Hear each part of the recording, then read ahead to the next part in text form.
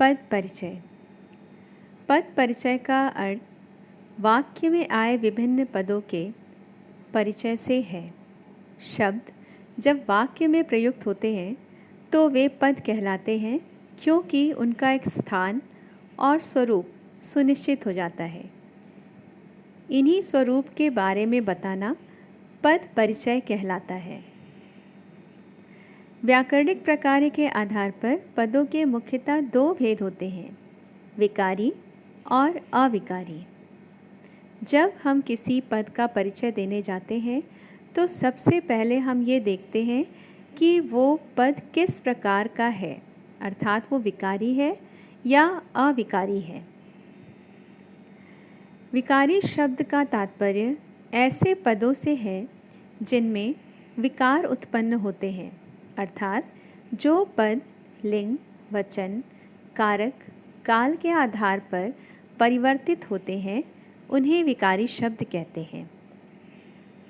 विकारी शब्दों के अंतर्गत 4 प्रकार के शब्द आते हैं, संज्ञा, सर्वनाम, विशेषण और क्रिया।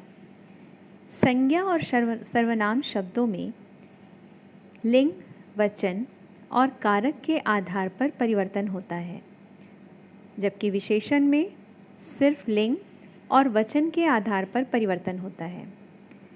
क्रिया शब्दों में लिंग, वचन और काल परिवर्तन के कारण होते हैं। काल का संबंध सिर्फ क्रिया शब्दों से होता है, इसलिए काल का प्रभाव सिर्फ क्रिया के ऊपर ही पड़ता है।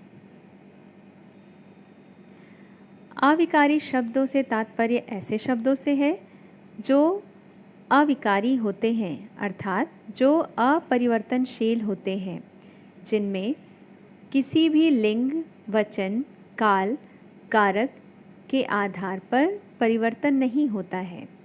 ऐसे शब्द अविकारी शब्दों के अंतर्गत आते हैं। अविकारी शब्दों के प्रकार मुख्यतः 5 होते हैं, क्रिया विशेषण, संबंध बोधक अव्यय, समुच्चय बोधक अव्यय, विस्मयादि बोधक अव्यय और निपात। जब हम अविकारी शब्दों का परिचय देते हैं तो हम सिर्फ उस शब्द का भेद बताते हैं और उसका उपभेद बताते हैं।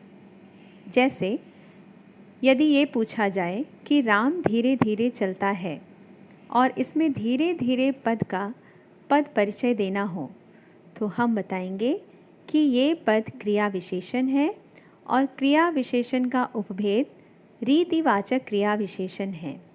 ऐसे पदों में हम लिंग, वचन, काल, कारक नहीं बताते हैं, क्योंकि इन सब कारणों का प्रभाव अविकारी शब्दों पर नहीं पड़ता है। धन्यवाद।